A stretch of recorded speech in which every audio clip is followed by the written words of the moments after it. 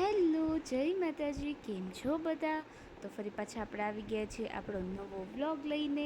અને આજના વ્લોગની શરૂઆત થાય છે રાતથી.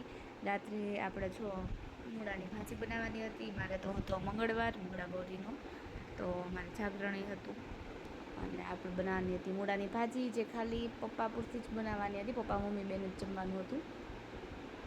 એટલે તો અત્યારે આપણે મૂળા કટ કરીને રાખી દીધા છે થોડાક, અને પછી એના પાંદડા જેટલા હતા એ વોશ કરીને પલાળીને રાખી દીધા હતા. અત્યારે એને પણ કટ કરી લીધા છે. આપણે આ પાંદડા એકદમ ઝીણા ઝીણા ચોપ કરીને પછી હવે આપણે ફટાફટાનો વઘાર કરી નાખશું. અને વઘારમાં આપણે લઈ લેવાનું છે તેલ. એની અંદર આપણે નાખવાની છે હિંગ. પછી એની અંદર આપણે આપણા મૂળાની ભાજી અને મૂળાના કટકા જે હતા એ નાખી દેવાના છે. પછી આપણે નાખી દીધું એની અંદર હળદર અને મીઠું. અને જો એકદમ ચડી ગઈ પછી આપણે એની અંદર નાખી દીધું છે મરચું. અને મરચું પણ સેજવાર ચડવા દેવાનું. પછી નાખી દેવાના છે એની અંદર આપણે ટમેટાં. અને પછી એને પાછું સરખી રીતે મિક્સ કરી દેવાનું છે. અને બસ 2 મિનિટ એમને ચડવા દઈએ એટલે આપણી મૂળાની ભાજી થઈ જશે તૈયાર. અને આજે છે 27 તારીખ. આમ ઓફિશિયલી 28 તારીખે અમારી પેઢી, અમારી ઓફિસ રાજ ચામુંડા ટ્રેડિંગ્સનો બર્થડે છે.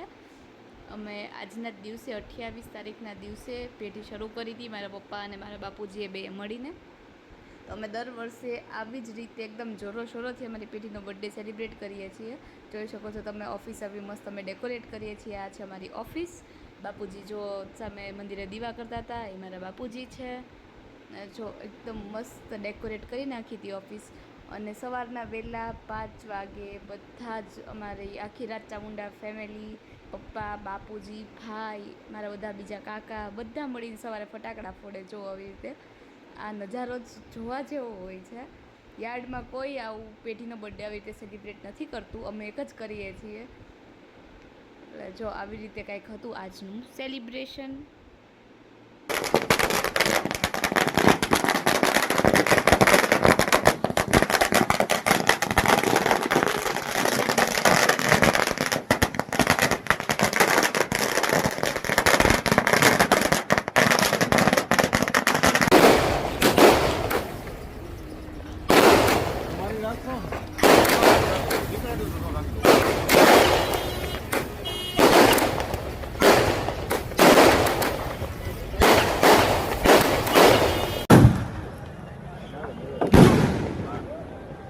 જોયું ને તમે? તો આવી રીતે આપણે કંઈક કરીએ છીએ પેઢીનો બર્થડે સેલિબ્રેટ.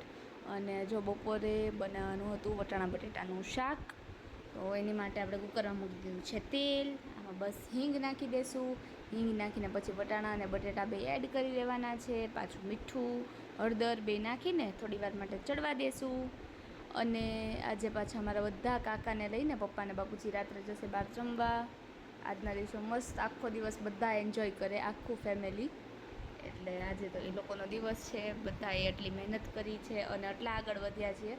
અને અમારી પેઢીને 12 વર્ષ પૂરા થઈને 13મું વર્ષ શરૂ થયું છે અત્યારે. તો બસ કમેન્ટ્સમાં બધા બહુ બધા આશીર્વાદ આપી દેજો. અને બસ બધા એકવાર હેપી બર્થડે લખી નાખજો. જો આવી રીતે આપણે કંઈક હોય છે દર વર્ષે. અને જો અહીં આપણે શાક પણ આપણું જોડે જોડે ચડવા મૂકી દીધું છે.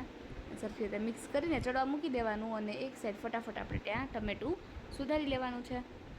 ટમેટું સુધારાઈ જાય એટલે એમાં નાખી દેવાનું છે મરચું. આમાં આપણે ખાંડેલું લસણવાળું મરચું નથી નાખતા, કોરું મરચું જ નાખીએ છીએ.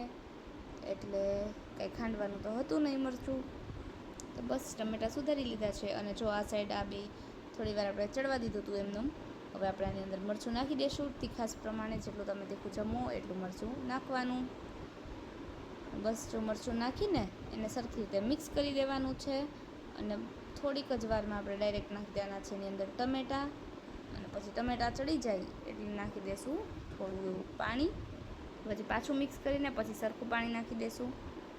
અને પછી એને ચડવા દઈશું. જો મરચું ચડી ગયું એટલે નાખી દીધા એમાં ટમેટાં.